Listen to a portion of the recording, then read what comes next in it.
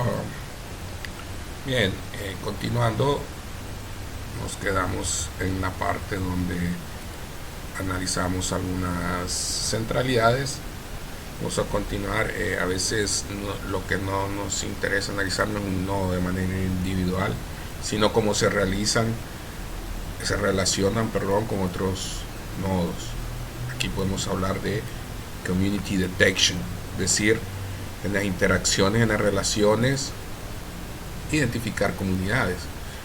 Y esto nos ayuda a entender también la dinámica de la red. En este grafo pueden ver diferentes colores, diferentes comunidades. La comunidad azul no se comporta similar a la comunidad naranja, y puedo analizar por qué, y me puede arrojar información interesante, depende de lo que sean los datos. Van a disculpar un poco la voz, ando un poco enfermo y sé que no tengo todavía el mejor equipo, pero iremos mejorando poco a poco. Se está convirtiendo en una terapia psicológica. Muy bien. Hay que identificar las estructuras en la organización inherentes a la red, y se puede ver cómo podría interactuar. Aquí ya cuando vemos las comunidades nos encontramos con un término denominado cliques. Un clique son todos los nodos relacionados con todos. Eso me dice ya algo que está sucediendo en cierta comunidad. Cuando yo encuentro que ciertos grupos de nodos están relacionados uno con todos, se vuelve interesante. Y pues los algoritmos detectan los cliques de forma automática. Por ejemplo, en el grafo de coautoría que hablamos en la parte 1, todos estos son cliques. Es interesante ir a analizar, por ejemplo, el clique formado por el 169, que no son esos, porque se formó un clique ahí, ¿no? O porque se formó un clique en el nodo 5, que no se repite más en los cliques, etcétera. Y voy ya afinando mi análisis. Lo interesante es que todo eso lo puedo programar y arrojar un reporte final del análisis de los datos, solo con estructuras de grafos, solo con poner abstracción de la estructura de grafo encima. Los cliques en realidad no dan demasiada información, no son robustas, la falta de un edge hace que el grupo ya no sea detectado. Hay otro denominado key cores o K-cores, parecido pero más flexible. Cada nodo en la comunidad está conectado a cada nodo de la comunidad. Por ejemplo, acá hay un ejemplo de los key cores. Son otro tipo de comunidades que se analizan y arrojan información interesante. Los key cliques o K-cliques, la unión de todas las cliques de tamaño K que pueden ser alcanzadas mediante K-cliques adyacentes que comparten nodos. Esto ya está implementado por ejemplo, en Network X, que es la librería de Python, con una función que te tira el resultado automáticamente, pero así en otros lenguajes está de otra forma, y yo lo puedo graficar y visualizar y hacer ese tipo de análisis. Perdón. Todos estos métodos se basan en el número de enlaces que comparten los nodos. Si es robusto, pero es interesante la información que nos arroja. Hay unas formas también para calcular comunidades, unos algoritmos. Por ejemplo, acá hay uno de 4 pasos donde yo voy asociando los nodos desde la nada, ¿no?, para crear ciertas comunidades, ver un gráfico ahí de sus relaciones, que al principio podría hacer que no las tenga. Hay otras situaciones, otros fenómenos interesantes para analizar. Por ejemplo, el label propagation, que es cómo se propaga una etiqueta dentro de la red. A los nodos se les asigna por defecto una etiqueta, label, y estas se van propagando por la red. La propagación depende de cuántos vecinos del nodo tengan esas labels. Entonces luego yo voy analizando, por ejemplo, en una red cómo podría distribuir información, y si quito un nodo, cómo me afecta esa propagación. Interesante dato que podría arrojar este algoritmo, y lo podría también desarrollar en una visualización bastante detallada para mostrar un informe, depende de lo que sean los datos. La modularidad busca la partición que maximice qué tan modular es la red, ¿no? Viene por defecto en algunos analizadores de grafos, también lo puedo programar. Además de esto, vino un agente también ya para ir finalizando,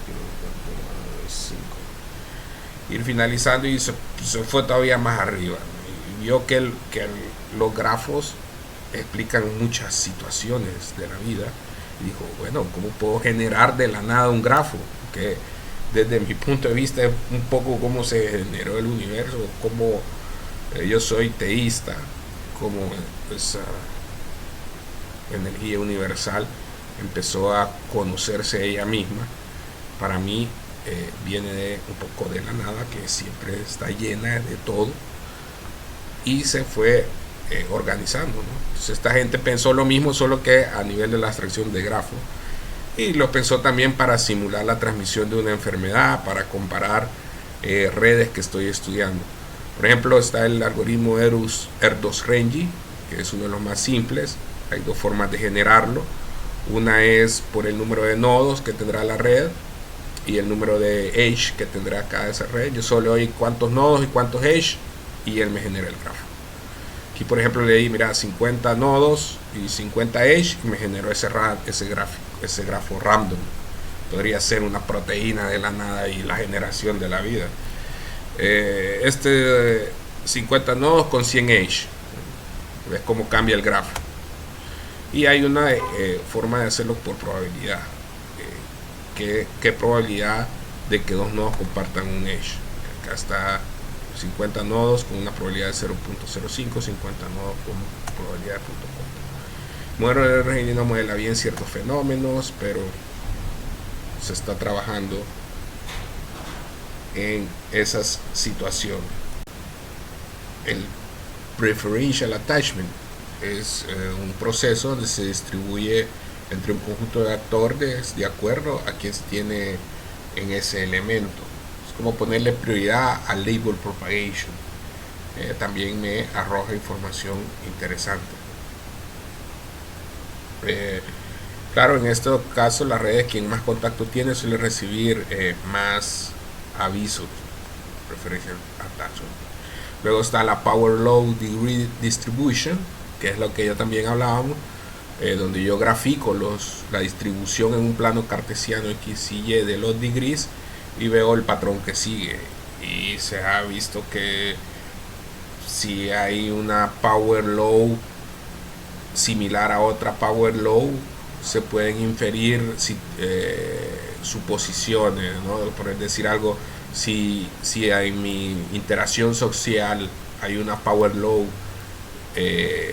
igual a la de otro amigo que yo sé que a él le gusta construir drones, muy probablemente a mí también me va a gustar construir drones. Y así voy infiriendo y sabiendo cosas desconocidas de alguien que tengo analizado solo por su red de amigos en este caso, pero así puede ser una red de cualquier cosa.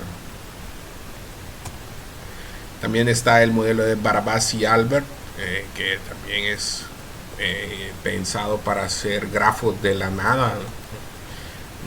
Genera similar grafos de este tipo, donde voy anexando sus grafos a un grafo superior.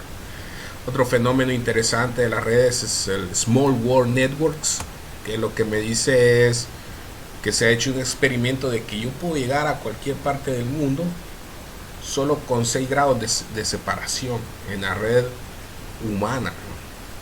Hay algo que nos relaciona, cualquier cosa o persona que yo piense, hay algo que nos relaciona a lo máximo a 6 grados, a 6 saltos de separación. Es interesante ver ese patrón porque te dice que igual todo está más consolidado y unido de lo que parece.